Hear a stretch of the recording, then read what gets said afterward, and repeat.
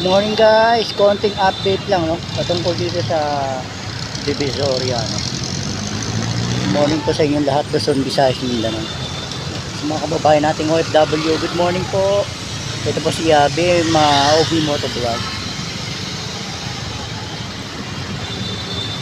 aka Boss Marlon Ocampo Vlog. Short video lang po no.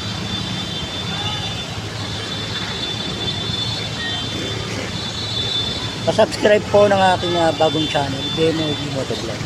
Salamat po.